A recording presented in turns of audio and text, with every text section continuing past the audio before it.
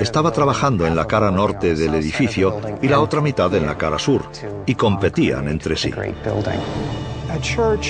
Una iglesia de proporciones inéditas surgió mágicamente y a tanta velocidad, más rápido que ninguna otra construcción de la época de esa escala.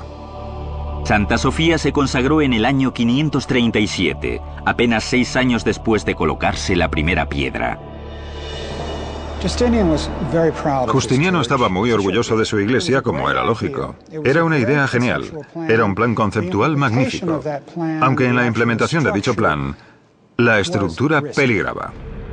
Un constructor con más experiencia y más práctico habría visto que intentar construir una cúpula de este tamaño con esos materiales y en tan poco tiempo iba a ser arriesgado como poco. Antes de que incluso se terminaran las obras, las 4 columnas que sujetaban los arcos empezaron a torcerse y a colapsarse. 20 años más tarde se produce un terremoto y ¡pumba! Se derrumba la cúpula. Le tocó reconstruirla a Isidoro el Joven, el sobrino del primer Isidoro que la construyó, quien identificó las faltas que había en la cúpula. Uno de los fallos, y el más importante, lo corrigió elevando el grado de inclinación de la cúpula para que el peso se transmitiera al suelo, lo cual es bueno para el soporte. Una cúpula más corta, más chata, con un peso horizontal, hace que las fuerzas se transmitan hacia los lados y ¡pum! La cúpula se hunde. De manera que Isidoro levanta la cúpula 6 metros y 3 centímetros más y ¡bumba! ¡Voilà! Surge la cúpula que conocemos hoy en día. Santa Sofía era famosa por más cosas aparte de por su novedoso diseño. Incluso sus columnas estaban profusamente adornadas con monogramas del emperador y su emperatriz. Nunca se nos permite olvidar que esto es el gran logro de Justiniano y Teodora. El emperador Justiniano había creado un eje para la cristiandad y había consolidado más si cabe a Constantinopla como la capital del mundo cristiano. Tenía un arquitecto que haría una gran proclama. Y así fue. La mayor iglesia de la cristiandad, la cúpula mayor del mundo hasta el Renacimiento.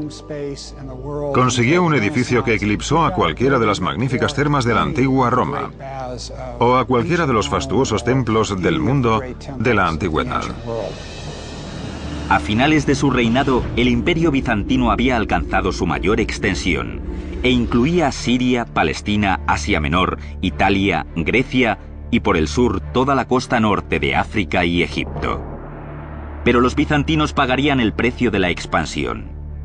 Las casi constantes campañas militares de Justiniano, junto a su celo por reconstruir Constantinopla, llevaron a la ruina al imperio bizantino. El imperio realmente no llega a recuperarse nunca de la megalomanía de Justiniano.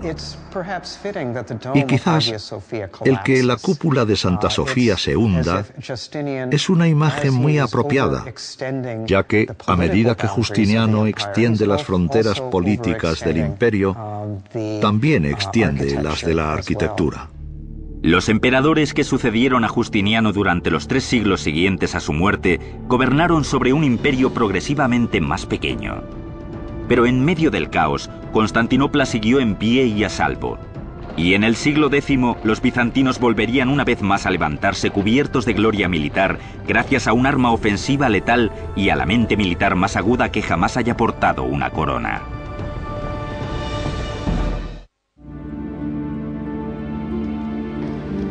Corre el año 1000, el final del primer milenio de nuestra era. La fuerza dominante en Europa está ahora en el norte con Francia y Alemania y el Sacro Imperio Romano. Mientras que aquí, en Constantinopla, los bizantinos han sobrevivido a las guerras con los visigodos, los persas, los ávaros y los árabes y han capeado el desalentador temporal iconoclasta del año 700, en el que se destruye la mayor parte de su arte. Pero los bizantinos empiezan a recuperarse y en el 1014 están preparados para reconquistar toda la península balcánica desde el Danubio hasta Grecia.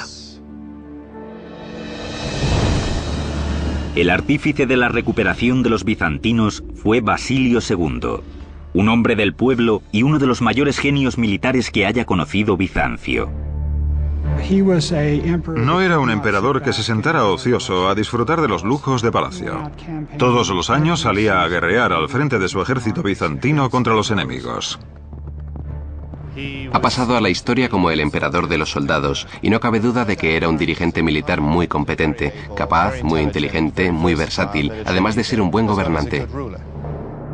El gran enemigo de Basilio era el zar Samuel de Bulgaria, un reino eslavo que rivalizaba por el control de la península de los Balcanes.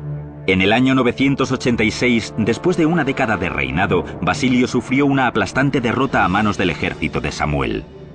La primera vez que marchó contra el norte tenía solo 18 años, puede que incluso fuera más joven, y básicamente se metió en una emboscada. Humillado, Basilio juró vengarse de la nación búlgara. Esa venganza la llevaría a cabo un cuarto de siglo más tarde. Mientras tanto, su derrota hizo que sus rivales se envalentonaran. Después de sofocar una serie de rebeliones en su imperio, Basilio puso sus miras en el exterior, en restaurar los territorios imperiales perdidos. Decidido a recuperar la gloria de Bizancio, había ordenado a sus ingenieros diseñar un nuevo modelo de arma ofensiva letal: la catapulta. El diseño de la catapulta se basa en unos principios muy sencillos. Los soldados tiraban con unas cuerdas de un brazo de madera que llevaba incorporada una honda con una piedra. La parte delantera y los laterales de la estructura de madera iban recubiertos con pieles frescas de animales para protegerlos de las flechas incendiarias. Tenía un eje y un brazo con una honda que pivotaba sobre ese eje, y debido a la disparidad de longitud entre las partes del brazo a ambos lados del eje, se podía potenciar al máximo la velocidad de la honda. Se podían arrojar pesos sustanciales a distancias considerables. Pero Basilio II no hacía nada a medias. La catapulta que inventaron sus ingenieros podía lanzar piedras de más de 180 kilos, siendo necesaria una increíble fuerza de 400 hombres para operar el artilugio. Con las mejores tropas del mundo y el arma ofensiva más grande, el ejército bizantino era imparable. Y después de años de contienda, Basilio les había inculcado a sus hombres un credo de ferocidad y disciplina. Tenía fama de ser duro pero justo, y por supuesto, si los soldados creían en su jefe, lucharían mejor y con más eficacia. Prohibía a sus hombres romper filas y les insistía en la necesidad de estar listos en todo momento. Sus fuerzas podían desplazarse a la velocidad del rayo por todo tipo de terrenos. Por fin, en el año 1001, Basilio decidió que era hora de marchar sobre Bulgaria y quitarse una antigua espina. Entonces pone sus miras otra vez en Bulgaria y se pasa los siguientes 15 años básicamente luchando contra los búlgaros año tras año, destruyendo gradualmente sus infraestructuras, asolando el campo y destruyendo la economía. El zar Samuel pronto se daría cuenta del alcance de la furia de Basilio. Samuel había sido el único hombre que había derrotado a Basilio en el campo de batalla y pagaría caro esa distinción. El 29 de julio del año 1014, Basilio lanzó un ataque por sorpresa y venció al ejército búlgaro, capturando 14.000 hombres. Su venganza sería brutal. Los dejó ciegos a todos y de cada 100 hombres dejó a uno tuerto para que pudiera conducir al resto de vuelta a Bulgaria. Cuando Samuel vio a su ejército destrozado y mutilado, le dio un ataque y 2 días después murió. Una cosa es ejecutar a toda esta gente y otra es dejarlos tullidos y enviarlos a su país, donde sus compatriotas van a tener que cuidar de ellos, de manera que se convierten en una especie de carga social permanente. Gracias a esta cruel victoria, el emperador ganó el control de los Balcanes y el sobrenombre de Basilio, el matador de búlgaros.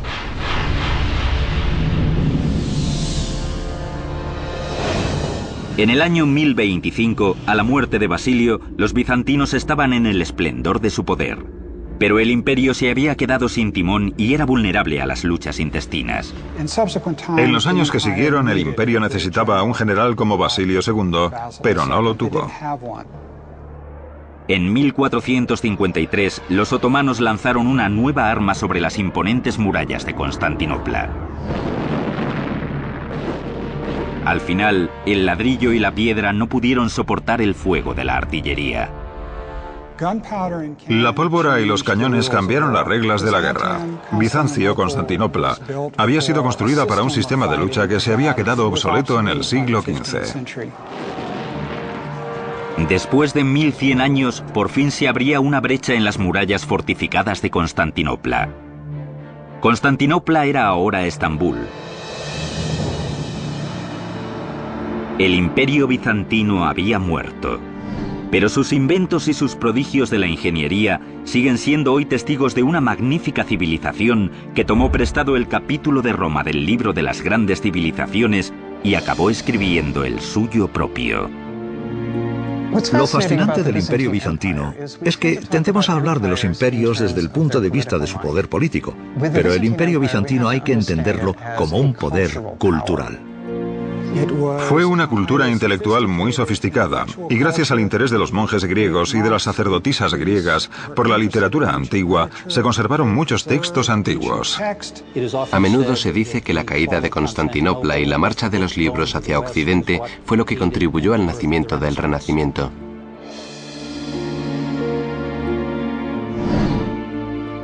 Constantinopla construyó a lo grande.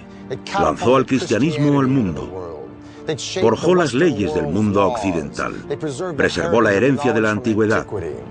Pero el Imperio bizantino había desaparecido para siempre. Para el canal de Historia se despide Peter Weller.